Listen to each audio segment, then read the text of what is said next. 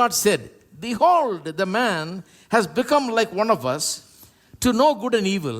And now, lest he put out his hand and take also of the tree of life and eat and live forever. இன்னும் போனோம், ஆனால் போல. Live forever, dash போட்டாச்சாங்க.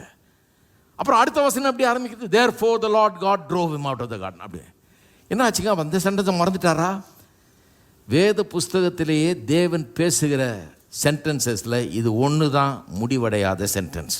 எனக்கு தெரிஞ்ச வரைக்கும் ஒன்று தான் முடிவடையாத சென்டென்ஸ். வேறு எதையும் யோசித்து பார்க்க முடியல. என்ன சொல்கிறாரு? தமிழில் சொல்கிறேன். தேவன் என்ன சொல்கிறாருங்க? நம்ம போல ஆயிட்டான் அவன். இப்பொழுதும் தன் கையை நீட்டி ஜீவ விருட்சத்தின் கனியையும் பறித்து புசித்து என்றென்றைக்கும் உயிரோடு இருந்து விட்டால் அப்படின்னு விட்டுட்டு, ஆகவே தேவன் அவனை துரத்தி விட்டார் அப்படின்னு இது அடுத்த வசனம். உயிரோடு இருந்து விட்டால், lest he take and eat and live forever. முடியல சென்டென்ஸு. ஏன் முடியல? அது கண்டினியூ ஆகிருந்தால் என்ன ஆயிருக்குன்னு நான் சொல்கிறேன்.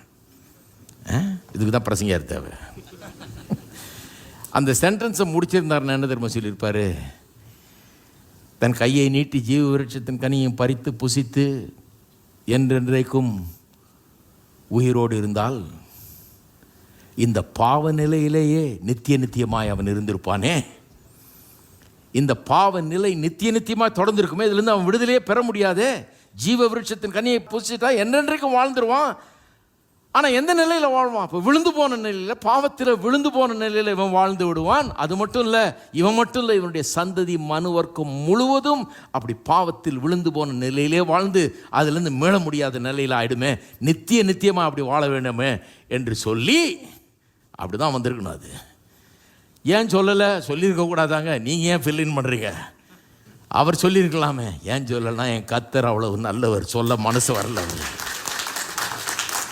இந்த பாவி இவன் பாவம் செஞ்சிட்டான். செஞ்சது மட்டும் இல்லாமல் இப்போ உள்ள ஜீவ விருட்சத்தின் கனியை வச்சிருக்கிறான். அதை சாப்பிட்டானா என்றென்றைக்கும் வாழ்ந்துருவான். இந்த பாவி பாவம் செஞ்சது மட்டும் இல்லாமல் அந்த குற்றத்தையும் செஞ்சு அதன் மூலமாக மனுவர்க்கம் முழுவதையும் மொத்தமாக நித்தியமாக பாவத்தில் மூழ்கடிச்சிடக்கூடாதே. அது நடந்துடக்கூடாது. ஏன்னா நான் வேறொரு திட்டம் வச்சிருக்கிறேன். இந்த பாவத்தை மன்னிக்கும்படியாக, மீட்டு கொள்ளும்படியாக, நித்திய ஜீவனை கொடுக்கும்படியாக இன்னொரு திட்டத்தை நான் மனதில் வைத்திருக்கிறேன்.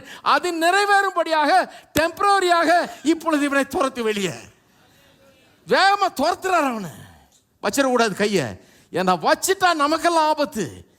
பாவத்தில் விழுந்த நிலையில் பிசாசின் அடிமைகளாக நித்தியமாக நம்ம வாழ வேணும். துரத்துன்றார் அவனை.